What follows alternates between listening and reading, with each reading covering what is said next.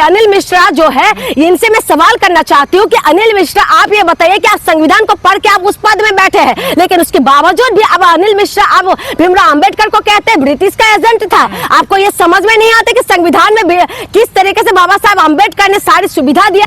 हम तो चलो नीले कबूतर है, तुम क्या हो? तुम तो जूती भी नहीं हो, तुम तो भीमराव अंबेडकर की जूती का धूल भी नहीं हो, तुम्हारी तो औकात ही नहीं है उनकी बराबर करने वाले। उनका 32 डिग्री लेके उस संघर्ष में, उस टाइम में, जिस टाइम संविधान लागू नहीं था, उस वक्त उस इंसान ने संघर्ष करके उन्होंने 32 डिग्री हासिल करी, PhD का डिग्री भी लिया था।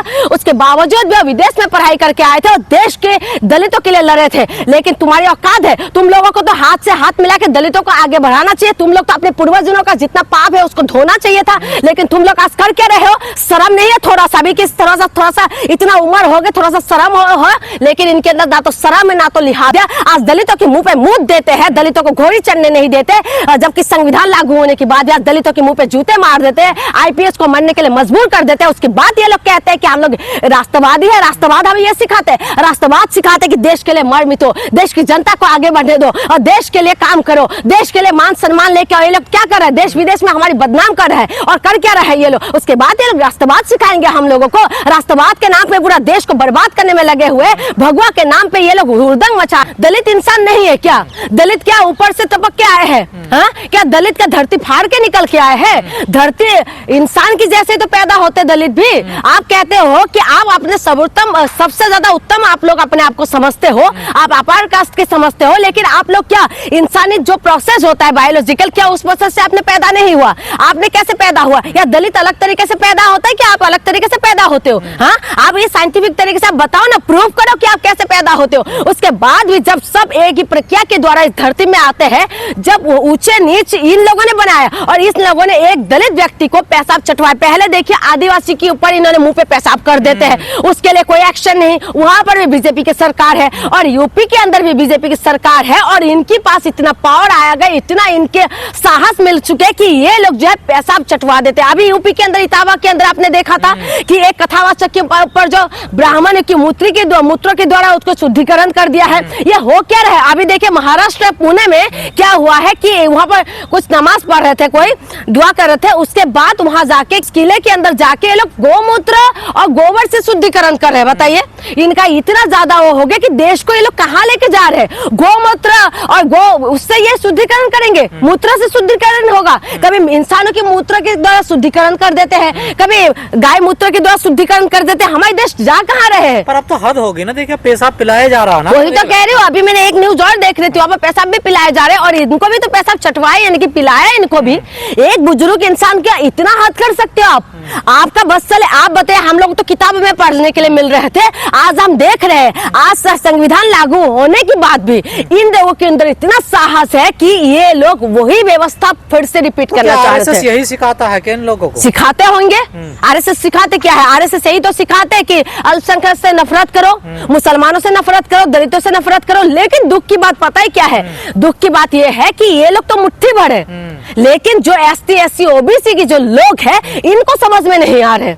इनको ये समझ में नहीं आ रहे कि ये हमारे कंधे पे रख के गोलियां चला रहे हैं, ये इनको ये समझ में नहीं आ रहा है। दुख की बात ये है कि जो लोगों को आप समझाने जाओगे वो समझ में नहीं आते। यही लोग तो हिंदू राष्ट्र की झंडा लेके घूम रहे हैं। और कौन घूम रहे हैं बताइए? हिंदू राष्ट्र कौन? हिंदू राष्ट्र के सगुफा इन लोगों ने छोड़ दिया, मनुवादियों ने, और उसके बाद उस हिंदू राष्ट्र को लेके कौन चल रहे हैं? घटनाएं तो लगातार हो रही है ना। पहले रायबरेली में हरिओम वाल्मीकि के साथ आपने सुना ही होगा, देखिए क्या उसको पीट कर मार दिया गया। CJI के ऊपर जूता उछाला जा रहा है, IPS सुसाइड कर रहे हैं कि मेरा शोषण किया जा रहा है। तो क्या दलित होना इस देश में अपराध होगा? अपराध ही तो है। सदियों से ये लोग दलितों के साथ कर क्या रहे?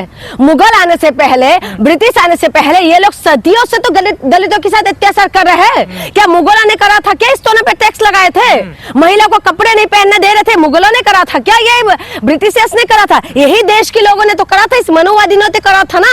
इन लोगों ने तो महिलाओं के साथ दासी प्रथा किसने लेके आए थे? इन लोगों ने लेके आए थे। ये बाल विवाह का व्यवस्था कौन लेके आए थे? यही लोग लेके आए थे। सती प्रथा का व्यवस्था कौन लेके आए थे? यही लोग लेके आए थे। और दलितों के साथ आगे मटका पीछे झाड़ू कौन लेके आए थे? यही लोग करके लाए थे। और दलितों का जो है बाल काटने तक का इनको पाबंदी था, गाय भैंस का बाल काट सकते थे ना, लेकिन दलितों का बाल नहीं काट सकते थे। ये व्यवस्था कौन लेके आए थे? भीमराव अंबेडकर को पद में जो है हर वक्त उनको एग्जाम देना पड़ा था, हर वक्त इनसे लड़ना पड़ा था। कौन व्यवस्था लेके आए थे? जो आप लोग कहते हैं, ये खुद को जो इतना अपने आप को समझते हैं कि हम लोग बहुत ज्यादा अपर कास्ट का है, एक मिश्रा मध्य प्रदेश से, वो चिल्ला रहे हैं कि भीमराव अंबेडकर जो है वो ब्रिटिश उसका वो था, एजेंट था। हाँ, तो इस तरीके की जो बयानबाजी दे रही है, साहस कहाँ से मिल रही है? साहस इसी सरकार से तो मिल रहा है। आज अगर पैसा चटवा रहे, अगर पैसा पिलवा रहे, तो ये साहस कहाँ से मिल रहा है? आप कर सकते हैं ऐसी चीजें? आप कर सकते हैं? आपके अंदर इंसानियत है तो आप ये चीज करना क्या सोच भी नहीं सकते, लेकिन ये लोग सोच भी सकते हैं, लोग कर भी सकते हैं। ये लोग ये कितना नीचे, इतना कितना मानसिकता नीचे है, सोच लीजिए। कानून से डर नहीं लगता? नहीं लगता भाई, कानून भी इनका, सब कुछ इनका, सब इनके हाथ में है, तो कहां से इनको डर लगेगा? सब में ऊंचे ऊंचे पद में ये लोग बैठ रहे। अभी आपने बोला कि जो आईपीएस है, आईपीएस पुलिस का सबसे बड़े अधिकारी होते हैं, लेकिन उसके बाद उनको सुसाइड करने के लिए मजबूर कर दिया जाता है। आप बताइए, अगर लोग कहते हैं कि पैसा और पावर आने की बात सब कुछ हो जाते हैं, लेकिन इस देश के अंदर पैसा और पावर आने की बात भी वो सुरक्षित नहीं है, वो खुद अपने आप को सुसाइड करने के लिए मजबूर हो जाते हैं। अगर सीजीआई की बात है तो उनके पास क्या पैसा नहीं, क्या पावर नहीं है? जो है CGI chief justice of India है, पूरे इनके ऊपर कोई ऊंचा पद है ही नहीं, लेकिन उसके बाद भी उनके मुंह पे जूता फेंक दिया जाता है। जूते फेंकने वाले खुलेआम चल रहे हैं। जैसे आपने अभी कहा कि बाबा साहब का सम्मान हर कोई करता है, लेकिन जो अनिल मिश्रा का जो आपने जिक्र किया, वो तो लगातार अपमान कर रहा था। अपमान वही तो कह रही हूँ, लेकिन उसके साथ कुछ कार्रवाई क्यों नहीं हो रहा है? अभी आपने देखा होगा, पुलिस ऑफिसर ने जब उनको बर्थडे के लिए मना कर रहे थे, वहां पर इस तरीके की धारा लगे हुए, मत करो सड़क पे, और जय श्री राम का नारा लगा के क्या कर रहे थे? सनातन का अपमान। इन लोगों का सनातन का इतना पता नहीं दिमाग में क्या घुसा हुआ है, सनातन का अपमान होता है क्या? तो सनातन यही सिखाता है क्या? सनातन ये नहीं सिखाते भाई। सनातन को अगर जिसने समझाना, वो सनातन अपने शांति सिखाते हैं, सनातन मेल मिलाप सीखते हैं। हमारे देश किस नाम से जाना जाता है? हमारे देश मेल मिलाप और प्यार के नाम से जाना चाहता है, लेकिन ये सनातन यही सिखाते हैं इनको। ये कौन सी सनातन की बात करते हैं? ये सनातन के नाम पे तो ये लोग धब्बा है। आज सनातन के नाम पे गैस चैम्बर बना दिया पूरा दिल्ली को। आप बताए, सनातन के नाम पे आज पटाखे फोड़ के इन्होंने क्या बना दिया देश के? हमारे सांस नहीं ले पा रहे, और कहते हैं कि 11 सिगरेट की बराबर सांसें हो रहे हैं। हाँ, फ्री में सिगरेट पिलवा रहे। ये सनातन का है, ये सनातन की बात कहते हैं। मैं वही तो कह रही हूँ, सनातन के नाम से तो ये लोग सब कुछ करे। आज गैस चैम्बर अगर बना रहे दिल्ली को, तो कैसे? सनातन के नाम से तो कर रहे। आप बताइए कि पहले अरविंद केजरीवाल का सरकार ने जब यमुना में वो डालते थे, दवाई डालते थे जाग हटने के लिए, तो वो कहते थे कि जहर है। आज वही बीजेपी कर रहे सनातन के नाम पे कि भाई हम लोगों ने तो अभी पूरा यमुना साफ कर दिया, जाग खत्म हो गया, वही मेडिसिन डाल रहे, अब जहर नहीं हुआ। ये सनातन के नाम पे ये लोग पूरा दिल्ली को पूरी तरीके से हवा में जहर घोल दिया है। हवा में आज जहर घुल रहा है और पटाखे फोड़ने के लिए बोल रहे थे सनातन के नाम पे। ये ना तो लोगों को समझ में आएगा, ना तो नेताओं को तो खैर समझ में आ गए। नेताओं के घर में तो प्योरीफाई लगा हुआ है, लेकिन आपके घर में है, मेरे घर में है। हम लोग तो यही सांस ले रहे हैं ना। तो इसीलिए मैं कह रही हूँ, तो दलितों को ये लोग समझते हैं, ना तो आम जनता को ये लोग कुछ समझता है। दलित तो ऐसा हो गया कि दलित होना इस देश का गुनहगार हो गया है। दलित होने, पहले तो मुसलमानों के नाम पे ये लोग हुई हल्ला करते थे, क्योंकि मुसलमानों के नाम पे दलितों का वोट लेते हैं। मुसलमानों के नाम पे ये लोग दलितों का पूरी तरीके से अपनी तरफ करके हिंदू राष्ट्र बनाने के लिए झंडा उठा के घुमाने वाले कौन है? वो भी तो दलितों को ही तो शामिल कर लेते हैं ना। आज 85% कौन है? ये ST SC OBC आदिवासी के ही तो लोग हैं, लेकिन उन्हीं के हाथ में झंडा देते हैं, और झंडा देके हिंदू राष्ट्र का बात करते हैं। तो मनुस्मृति में, आप तो देश संविधान से चल रहा, तो क्या मनुस्मृति को मानते हैं? मनुस्मृति को मानते हैं भाई। संविधान तो आप मानते हो, संविधान तो हम मानते। संविधान आने के बाद किसका सुविधा हुआ है? संविधान में किसको बेनिफिट मिला है? संविधान में जो बेनिफिट मिला है, ये ST SC OBC लोगों को ज्यादातर मिला है, क्योंकि हम लोगों को संघर्ष करना पड़ा भाई। हम लोगों को संघर्ष करना पड़ा हर चीजों के लिए। उनको तो सारी चीजें यूं ही मिल रहे थे। हिंदू कोड बिल आने के बाद तो कौन विरोध में आ रहे थे? यही लोग आ रहे थे ना, विरोध कर रहे थे। यही तो विरोध करके हर सड़क पे आ गए थे। संसद में भी विरोध हो रहा था। ये क्यों विरोध कर रहे थे? इसीलिए विरोध कर रहे थे कि महिलाओं को पूरी तरीके से पावर ना दिया जाए। महिलाओं के, अगर महिला अपनी शक्ति दिखाने आ जाए तो महिलाओं के सामने ये लोग तुच्छ हो जाएंगे। तो महिला को कंट्रोल में कैसे रखा जाए, इसीलिए तो ये लोग विरोध कर रहे थे। आज जो दलितों के जो विरोध करते, क्योंकि दलितों को आपने देखा होगा कि दलितों का पावर, झलकारी बाई कौन थे? कौन से संविधान चाहते थे? क्या झलकारी बाई रानी लक्ष्मीबाई के साथ पूरा बराबरी में युद्ध नहीं लड़ा? आज झलकारी बाई को कितना लोग जानते हैं, लेकिन झलकारी बाई के दलित समुदाय के लोग नहीं थी क्या? तो इसीलिए मैं कह रही हूँ कि दलित ना तो धरती फाड़ के आया है, ना तो आसमान से आया है। ये भी इंसानी प्रक्रिया के द्वारा ही पैदा हुआ है। तो लेकिन 75 साल बाद भी देश में अभी छुआछूत भेदभाव खत्म नहीं हुआ? नहीं हुआ, ना होगा। ना होने देगा। बरकरार बना हुआ, ये बिल्कुल बना हुआ है, बराबर ये लोग बना रहेगा। मायावती, धन्यवाद कि मायावती जी का मुख्यमंत्री बने थे, जो कि दलितों को थोड़ा सा ऊंचा उठने के वो मिला था। उसके बाद अखिलेश यादव जब पिछड़ों को बनाया, मुलायम सिंह यादव आ गए थे, बिहार के अंदर लालू प्रसाद यादव आ गए थे, कर्पूरी ठाकुर आ गए थे। ये तमाम जो लोग हैं, यही लोगों की संघर्ष के बाद ही तो ये तमाम चीजें मिला है। भीमराव अंबेडकर, ज्योतिबा फूले, और ये लोग आने के बाद ही तो थोड़ा सा हम लोगों को मिला था, राहत मिले थे। लेकिन ये लोग फिर से वही व्यवस्था को लेके आ रहे, आज मीडिया पूरी तरीके से उनके साथ खड़े हैं। पर ये जो अनिल मिश्रा है मध्य प्रदेश का, ग्वालियर का, ये जो विवाद पैदा कर रहा है, ये जो माहौल खराब कर रहा है, इस पर सरकार क्यों नहीं कर रहा भाई? क्यों करेंगे? मध्य प्रदेश में किसकी सरकार? माहौल खराब हो जाएगा, दो पक्ष लड़ जाएंगे आपस में। तो मैं वही तो कह रही हूँ, क्यों करेंगे? है किसकी सरकार? मध्य प्रदेश में किसकी सरकार है? बीजेपी की सरकार है ना। बेशक वहाँ पर मोहन यादव वहाँ पर मुख्यमंत्री है, लेकिन वो कठपुतले की जैसे मुख्यमंत्री है। अभी देखिए आरक्षण के ऊपर उन्होंने साथ देते सारे क्या हुआ, उनके विरोध में यही लोग खड़े हो गए थे ना। तो इसीलिए मैं कह रही हूँ उनकी पर एक्शन होना चाहिए। अनिल मिश्रा जो है, इनसे मैं सवाल करना चाहती हूँ कि अनिल मिश्रा, आप ये बताइए कि आप संविधान को पढ़ के आप उस पद में बैठे हैं, लेकिन उसके बावजूद भी अब अनिल मिश्रा, अब भीमराव अंबेडकर को कहते हैं ब्रिटिश का एजेंट था। आपको ये समझ में नहीं आता कि संविधान में किस तरीके से बाबा साहब अम्बेडकर ने सारी सुविधा दिया है। आप किस वजह से बाबा साहब अम्बेडकर को टारगेट करते हैं? नहीं, संविधान निर्माता। हाँ, वो बीएन राव उनको बोलते हैं। मैं वही तो कह रही हूँ कि किसी भी तरीके से भाई फेमस होना है, इसलिए तो भीमराव अम्बेडकर को टारगेट कर रहे हैं। कभी मुसलमानों को टारगेट कर दो, कभी इसको कर दो। इनका औकात है यार सामना करने का। को उड़ा दिया। हाँ, नीले कबूतर है। हाँ, नीले कबूतर है। हाँ, तुम लोग क्या हो? हम तो चलो नीले कबूतर है, तुम क्या हो? तुम तो जूती भी नहीं हो, तुम तो भीमराव अंबेडकर की जूती का धूल भी नहीं हो। तुम्हारी तो औकात ही नहीं है उनकी बराबर करने वाले। उनका 32 डिग्री लेके उस संघर्ष में, उस टाइम में, जिस टाइम संविधान लागू नहीं था, उस वक्त उस इंसान ने संघर्ष करके उन्होंने 32 डिग्री हासिल करी, पीएचडी का डिग्री भी लिया था।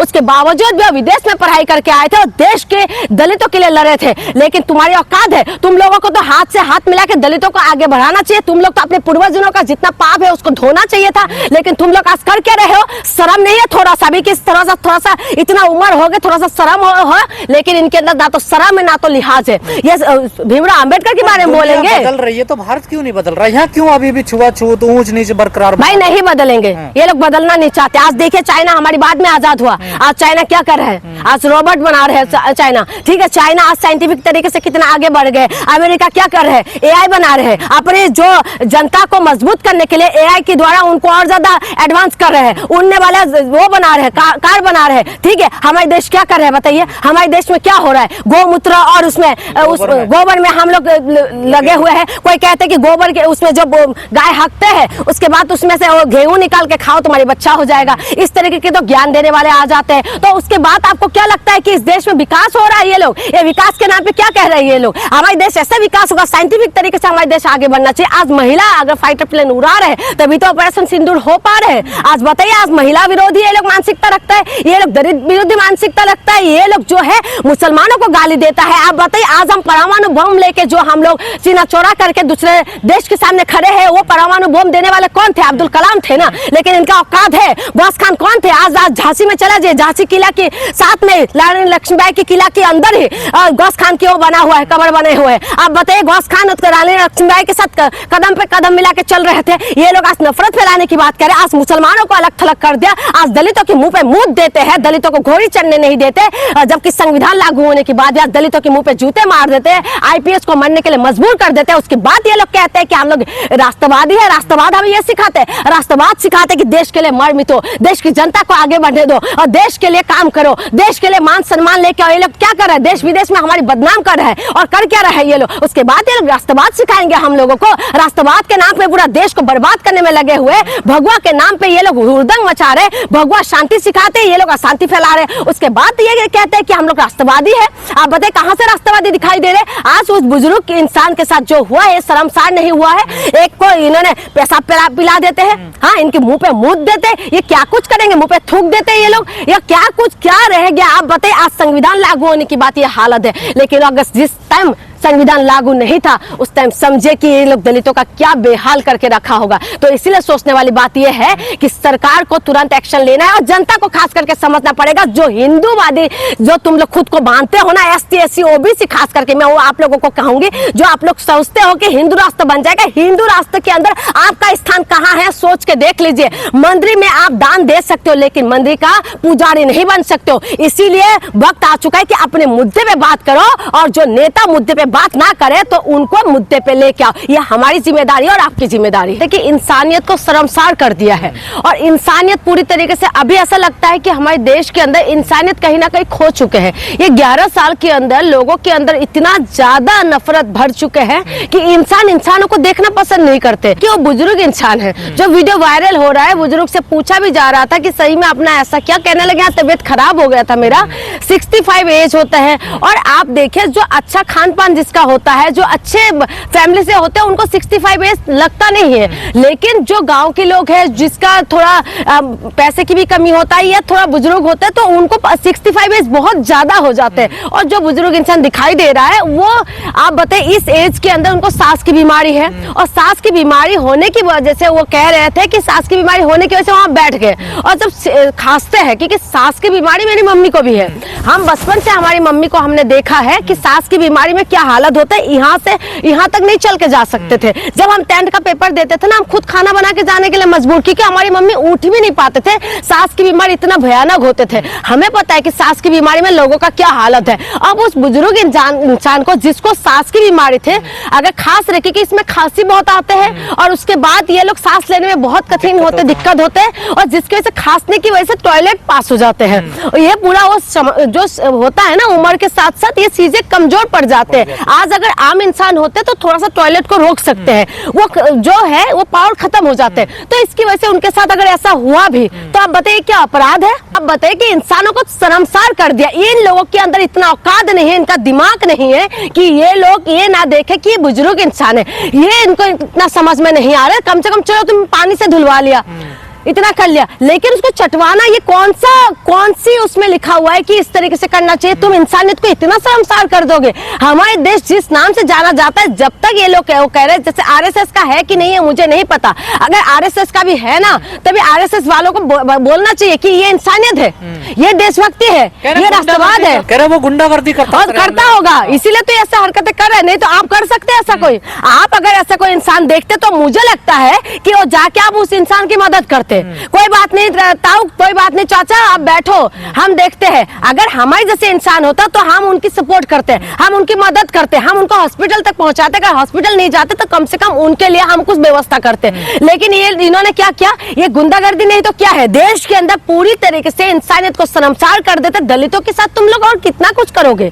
एक बुजुर्ग इंसान चाहे दलित हो या ना हो, इंसान तो है।